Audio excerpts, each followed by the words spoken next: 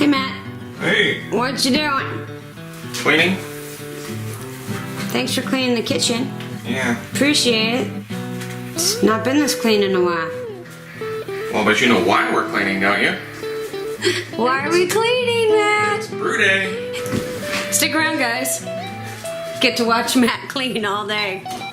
There'll be some actual brewing, but it's still mostly cleaning. But stay.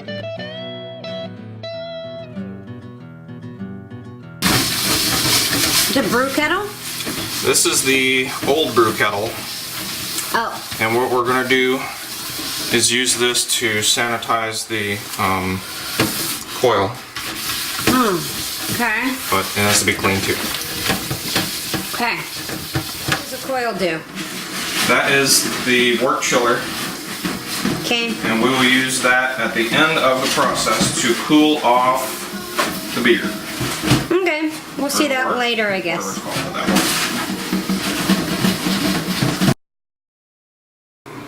This is our 10-gallon brew pot. Okay. We only make 5-gallon batches, but if you're gonna boil all 5 gallons, you need a 10-gallon pot. While Matt's cleaning, I'm keeping the brewery going over here with some other kind of brewing too. Unboxing part.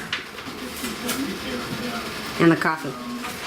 So today we are brewing a double IPA, and this is Brewer's Best. So Matt compares these boxes to making brownies or a cake or whatever out of a box. So Matt saw these the other day, and we turned this box of stuff into those yumminess, and we've been eating on them. And so Matt is planning to take this box of stuff and turn it into different kinds of yumminess.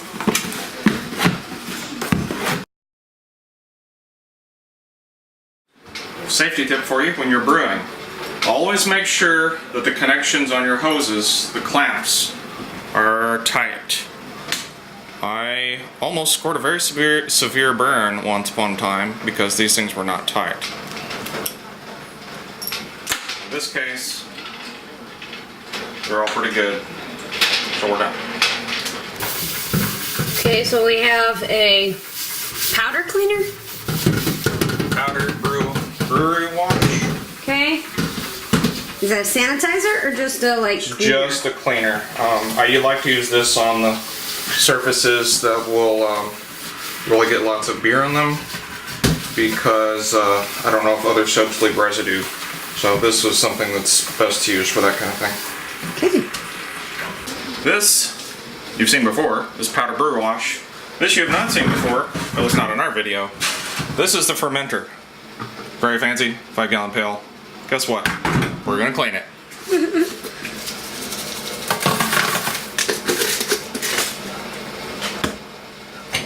Now, Matt, do you only have to clean the inside of this, or?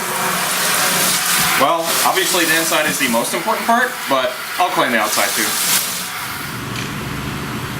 So one of the things that we need to do is sanitize our brew kettle. Now, normally you could just do that during the brew process. However, I've got a spout here that I use to drain the wort out, and so I need to get that sanitized too. And I do that with heat. So come a little closer. This is just simply water at a rolling boil. As sort of a pre-brewing sanitization step, I bring up 5 gallons of water to a rolling boil, and I drain it all through that valve. I work real hard to keep it clean, and with this step I know that I'm also sanitizing that aspect. So I'm going to go ahead and kill the heat here and drain the water out. Plus it helps the grass grow. No, it doesn't.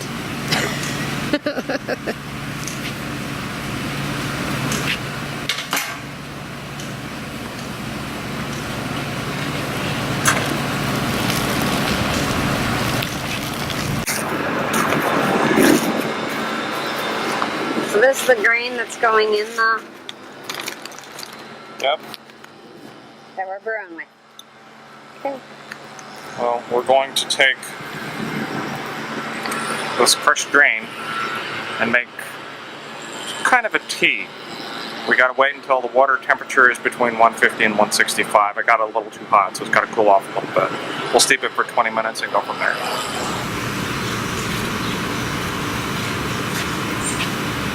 Our directions say to steep crushed grain in water that's between 150 and 165 degrees. And we are now at approximately 165 degrees. So, we're going to just make sure our grain is sort of loosely distributed throughout the mesh bag, and then we'll just set it in there. And I'll start my stopwatch, and we'll pull it out in 20 minutes. Do we cover this back up, Matt? Yeah, we will. That'll help it maintain temperature without dropping too much.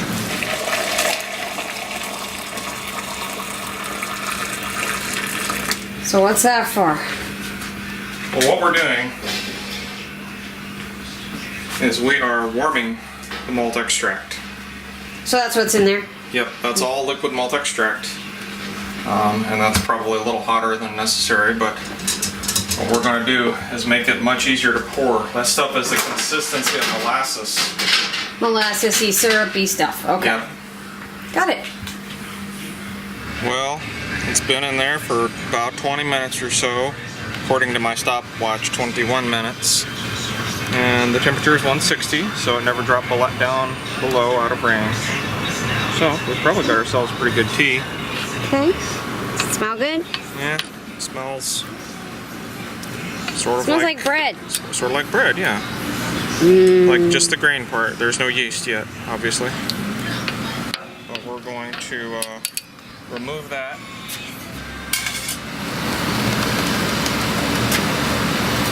Is it a rolling boil now, Matt? It's boiling. I had to turn it down, but it's boiling. Boiling. So now we're gonna do what? So what we're doing now is we're adding all of the sugar. Powdered sugar? This is corn sugar and light malt extract. Okay. And it's important to stir as you do this. Well, yeah, because the sugar will stick to the bottom really bad.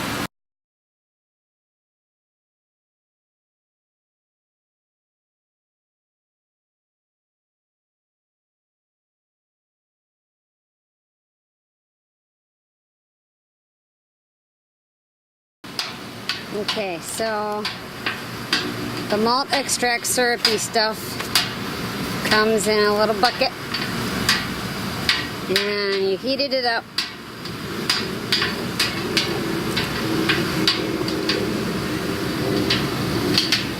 And dump it in.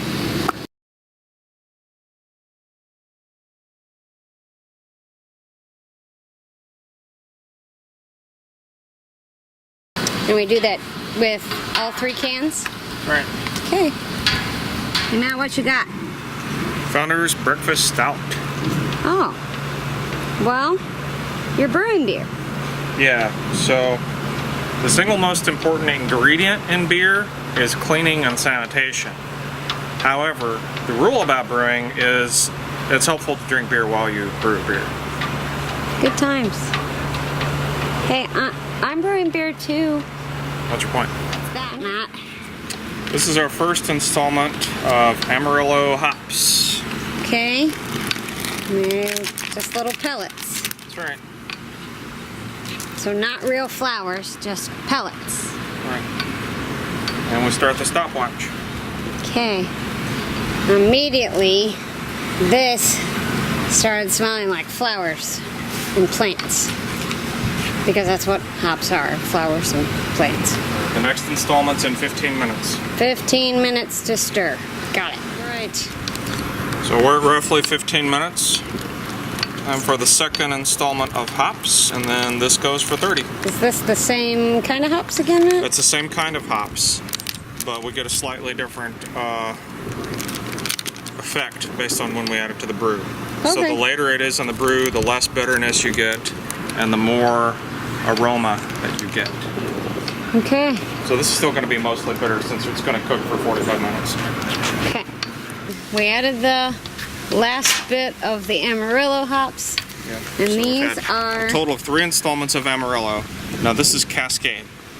And we'll have 10 minutes with this.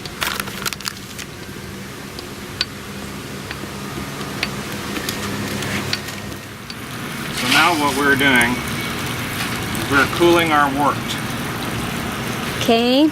We're running cool water from the house through the copper coil, and it pulls heat out of the wort, and then we dump the water out.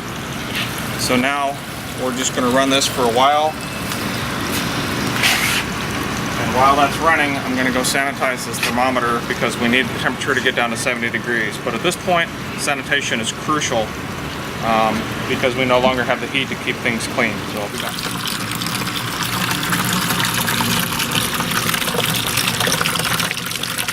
So what's happening now, Matt? Well, we're doing a couple things. We're transferring it from the brew kettle to the fermentation vessel. We are aerating it. The yeast needs oxygen, so this adds oxygen to it. And we're also straining it. We added all those hops, and this will help to remove the hops. So, waiting for Matt to pitch the yeast.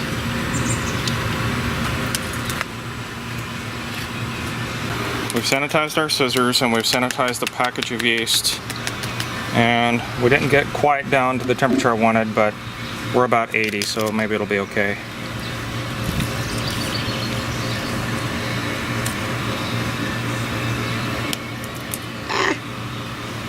So now we just send it all in. Go to work, little yeasties, making our beer.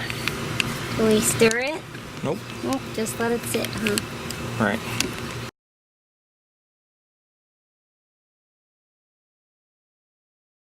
Make us some good beer.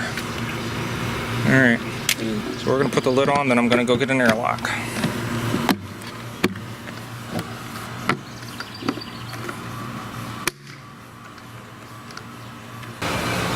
Okay. Airlock is prepared.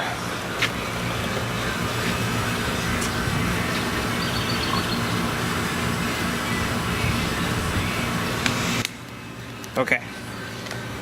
So now we wait for the bubbles to start?